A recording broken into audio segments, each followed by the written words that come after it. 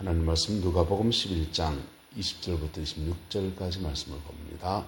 그러나 내가 만일 하나님의 손을 힘입어 귀신을 쫓아낸다면 하나님의 나라가 이미 너희에게 임하였느니라. 강한 자가 무장을 하고 자기 집을 지킬 때에는 그 소유가 안전하되 더 강한 자가 와서 그를 굴복시킬 때에는 그가 믿던 무장을 빼앗고 그의 재물을 나누느니라. 나와 함께 하지 아니한 자는 나를 반대하는 자요 나와 함께 모으지 아니하는 자는 해치는 자니라. 더러운 귀신이 사람에게서 나갔을 때에 물 없는 곳으로 다니며 쉬기를 구하되 얻지 못하고 이에 이르되 내가 나온 내 집으로 돌아가리라 하고 가서 보니 그 집이 청소되고 수리되었거늘. 함께 있습니다. 이에 가서 저보다 더 악한 귀신 7을 데리고 들어가서 거하니 그 사람의 나중 형편이 전보다 더 심하게 되느니라. 아멘. 어제 하나님 나라와 사단의 나라에 대해서 말씀을 나누었습니다. 하나님의 나라와 사단의 나라는 대립격을 가지고 있습니다. 대한민국이 휴전선, 지금 휴전선에서 더 위쪽으로 올라가면 우리 땅은 더 넓어지고요. 북한 땅은 좁아지게 됩니다. 6.25 전쟁 끄트머리에 유엔군과 대한민국 군인이 다른 전선에서 싸웠습니다. 유엔군은 서부전선 중심으로 싸웠고요. 대한민국 군인은 동부전선에서 싸웠습니다. 동부전선은 원래 38선을 기준에서 좀 더 올라갔고 유엔군은 38선 기준에서 더 내려왔습니다. 원래 38선 기준하면 개성이 우리 땅입니다. 근데 개성을 빼앗기고 강원도 지역의 땅을 얻었어요. 왜 그랬냐? 우리 땅이니까 더 열심히 싸웠고요. 유엔군은 전쟁이 빨리 끝나야 집에 가니까 뒤로 슬슬 밀려나다 보니까 개성을 빼앗긴 겁니다. 그렇게 해서 휴전한 선이 국경선이 되어서 휴전선이 곧 이제 북한 점령지역, 남한 점령지역 그렇게 되어진 겁니다.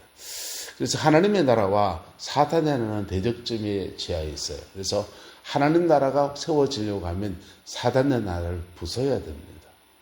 그래서 영적 전쟁은 하나님 나라 확장에 그냥 옵션 해도 되고 안 해도 되는 게 아니고 해야 합니다. 어떻게 하느냐의 문제도 있어요. 어떻게 하느냐. 영적 전쟁은 사람의 영혼, 악한 영에 잡힌 사람들을 축사, 귀신을 쫓아내서 정신을 온전하게 하고 인격을 건전하게 하는 그런 것도 영적 전쟁이고요. 세계관 차원의 영적 전쟁이 있습니다. 세계관, 어둠의 세계, 사단의 세계 안에서 우리에게 형성된 가치관이나 그 세계관들을 정리해주는 그런 영적 전쟁이 있습니다. 그런 영적 전쟁은 굉장히 논리적이지요. 어쨌든 사단의 나라와 하나님 나라는 대척점에 있습니다. 할렐루야. 그래서 이 싸움에서 승리하는 저와 여러분 되기를 예수 이름으로 축복합니다. 옛날 목사님들은 산에 가서 이렇게 기도하는데 대마귀를 싸워 이기면 큰 목사 된다라고 이렇게 가르쳤습니다. 그래서 목사님 되려면 산에 가서 대마귀를 잡는 큰 사단의 권세를 제압하면 큰 목사 되고 작은 거 제압하면 작은 목사 되니까 큰 목사 되려면 산에 가서 대마귀하고 싸워야 돼. 그래 가르쳤어요. 그렇게 해서 싸우면 누굴 싸워 이기냐? 자기 안에 거 싸워 이깁니다.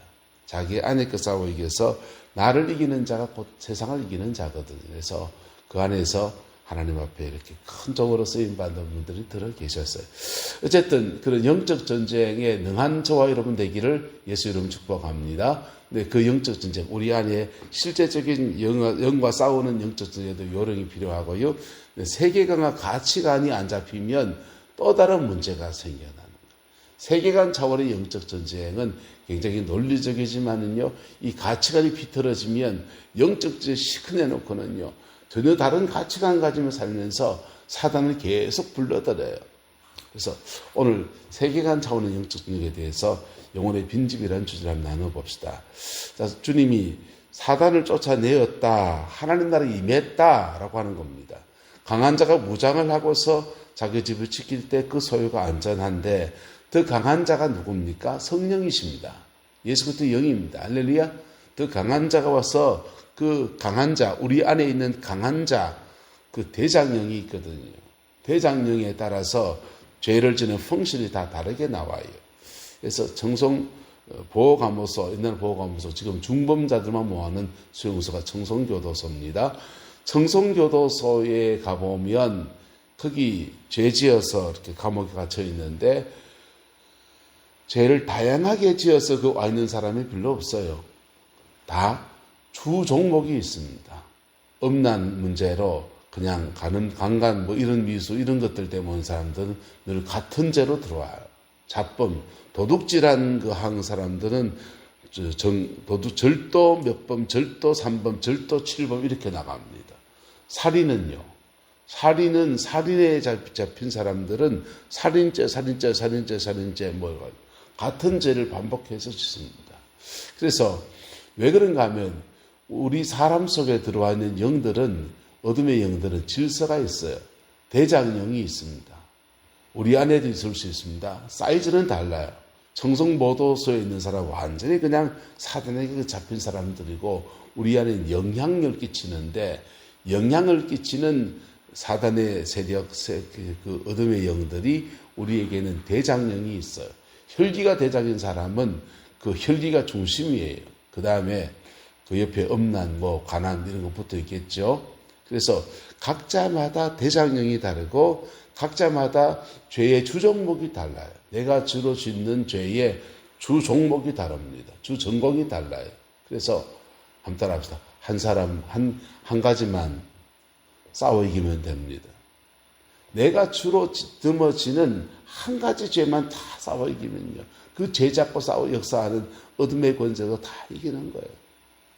어쨌든 더 강한 자가 와서 그를 굴복할 때 그가 믿던 사단의 무장을 빼앗고 사단이 잡고 있던 재물이라고 말했습니다. 전리품입니다. 영적 전리품들을 나누어서 빼앗아서 나누면서 우리 삶에 하나님의 축복을 가져오는 은혜가 제대로 된 축기사에게 있는 겁니다. 할렐루야. 그 복을 취하는 저와 여러분 되기를 예수 이름으로 축복합니다. 근데요, 그 다음 말씀입니다. 좀 묘한 말씀을 하시고 있어요. 여기 대한민국 교회에 또 전 세계 교회에 축사사역, 악한 영을 쫓아낸 사에게 경종을 울리는 경고의 말씀이 들어있습니다. 더러운 귀신이 사람들에게서 나갔을 때에 물 없는 곳으로 다니며 쉬기를 구하되 얻지 못했다라는 겁니다. 어둠의 영을 쫓아내면 그 어둠의 영은 어디 갈 데가 없어요. 딴 사람들에게는요, 다 그 나름의 영이 들어앉아 있습니다. 대장령이 들어앉아 있어요. 그래서 마땅히 갈 데가 없어서 얻기를 구하여서 쉬기를 구하되 얻지 못하더라는 겁니다. 그리고는 내가 나온 내 집으로 말이랍니까? 돌아가리라 라고 말합니다. 돌아가리라. 원래 그 집으로 돌아가리라 그랬는데 와서 보니 그 집이 청소가 되고 수리가 되어 있더라 그랬어요. 이건 굉장히 양호한 겁니다. 악한 영만 쫓아내고 그 영혼의 집이, 우리 안에 각각 영혼의 집이 있습니다. 영혼의 집이 있는데 영혼의 집이, 지식이가 하는 집은 머리에 있겠죠. 감정선을 건드리는 집들은 어디 있냐? 여기 명치 부분에 이렇게 있습니다. 물론 머리에 있습니다만은 대청점은 명치 부분입니다. 어쨌든 그 집이 지정의 인격 안에 영혼의 집이 정돈되고 청소되면 얼마나 훌륭한 사람입니까? 수리되면 얼마나 훌륭합니까? 웬말에 소 잃고 뭘 고친다? 외양간을 고치는 사람은 다시 소를 키울 마음이 있는 사람입니다. 소 잃고 난 뒤에 외양간 안 고치는 사람도 있습니다. 소 키우면 많어 계속 이자 뿌는 거 하면은 외양간 안 고칩니다. 그처럼 영적 전쟁을 해보면 그 사람의 영혼이 청소되어서 정결해지고 집을 수리하고 인격을 다듬고 하는 것은 대단히 훌륭한 것입니다. 근데 그것으로 부족하다라고 말하는 겁니다. 부족한데 결정적으로 뭐가 부족하냐? 다른 성경에는 주인이 없으므로, 따라합시다. 주인이 없으므로. 복음서 다른 구절에는 주인이 없더라는 거예요. 주인이 없기 때문에 어둠의 영들이 저보다 더 악한 귀신 무엇을 데리고 7을 데리고 들어가서 거하였다라는 겁니다. 사단을 쫓아내 보면 어떤 현상을 경험하냐면 쫓아내면 또 들어오고 쫓아내면 또 들어오고 한 일주일 갑니다. 제가 사역을 해보니까 일주일 정도 지나면 또 들어오고 또 들어오고 만성적으로 이렇게 쫓아내면 또 들어오고 본인은 일주일 동안은 그래서 사람이 숨 쉴만하고 기분이 굉장히 아주 편안해지거든요. 그래서 마음이 편안해지니까 마약처럼 목사님 또 해주세요 그러는데 그렇게 하면 계속 또 들어오고 들어갔다가 또 들어오고 이거 일진 이틀 반복하는 거예요. 근데 더 악해지는 경우도 있습니다. 영들이 내성이 생기는 경우가 있습니다. 병원에 가서 더 센 어떤 항생제도 적지 않은 슈퍼 항생제 그런 것에 걸린다 하듯이 어둠의 영을 쫓아내면 그 영들은 인격을 가지고 있습니다. 그 영들은 쫓겨났던 경험을 가지고 있기 때문에 들어와서 안 쫓겨나려고 더 강하게 그 사람을 제압해요. 그럴 때 나중 형편이 전보다 더 어려워지더라 했고 그렇게 결박되어지면 그 다음 쫓아낼 때 안 쫓겨나갑니다. 더 강하게 결박했기 때문에 그럴 때 자기의 졸개가 되는 다른 영들을 7 데리고 들어간다 하듯이 7 완전수잖아요. 그래서 여러 영들을 말하는 겁니다. 스크럼을 짜서 그 사람을 꽉 제압해서 그렇게 돼서 나중 형편이 전보다 더 심하여지더라라는 겁니다. 그거 안 하려면 비결이 뭡니까? 그 안 하려면 비결이 뭐냐? 복음주의의 도움을 받아야 됩니다. 할렐루야. 무슨 도움요? 복음주의. 하나님의 말씀을 배우고 사람은 지정의 인격이 있어요. 상처받아서 들어온 영들은 그 깨끗하게 하려면 상처를 치료하는 회복의 은혜가 부어지고 용서하고 정결케 되어져야 돼요. 그건 다 집을 청소하는 겁니다. 청소하는 겁니다. 영혼의 집을 청소하는 거예요. 그런데 거기서 그 집의 주인이 세워지는 건요. 예수 그리스도가 그 인격의 주인이어야 합니다. 할렐루야. 예수님이 그 인격의 주인이어야 됩니다. 할렐루야. 주인 바꾸기 해야 됩니다. 주인 바꾸기.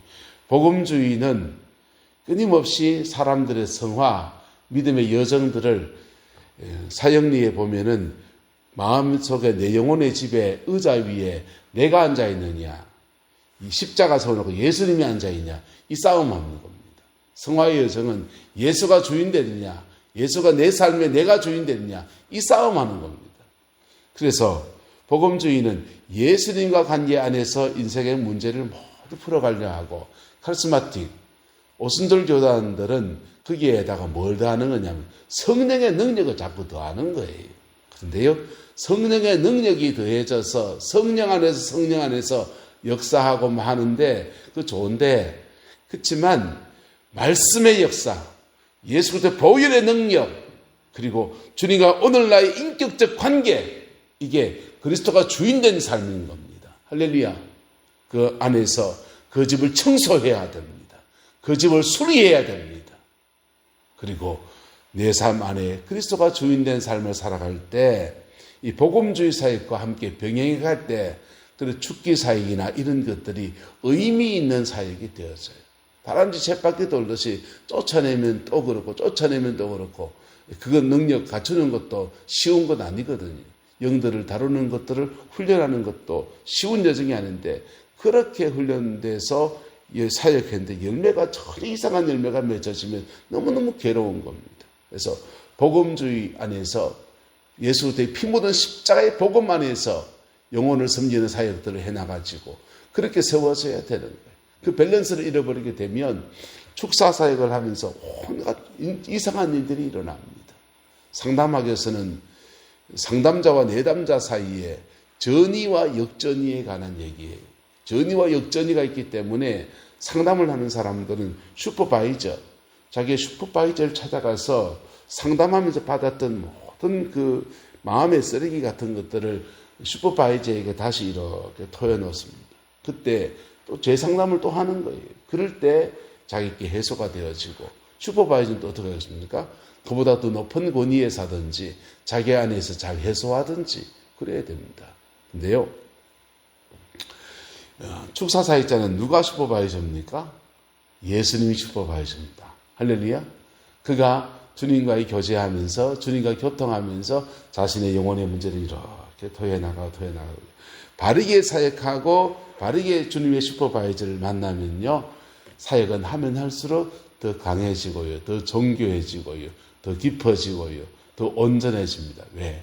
바르게 하니까. 그리고 바른 툴 안에서 이렇게 승격하기 때문에 사명을 제대로 감당하니까 한 달란트 받은 자에게 더 하시는 역사, 두 달란트 받은 자가 충성한 자에게, 남기신 자에게 더 하시는 역사를 더하듯이 계속해서 은사와 능력을 더해주는 역사, 심은 대로 더 거두게 하시는 역사들을 그에게 허락해 주는 거예요. 근데 그런 성령의 사역들이 중요하지만은 그 집을 청소하지 않으면요, 그 집을 수리하지 않으면요, 정서적인 상처가 있는 사람들은요, 다른 정서적인 것을 채우는 것들이 필요해요. 좋은 음악을 듣고요, 좋은 책을 읽기도 하고요, 여행지를 다니면서 이렇게 마음을 릴리스하는 시간을 가지고요, 내적 치유 사역하면요, 내적 치유하면서 이렇게 마음에 상처난 것들을 이렇게 치료하고 있어요.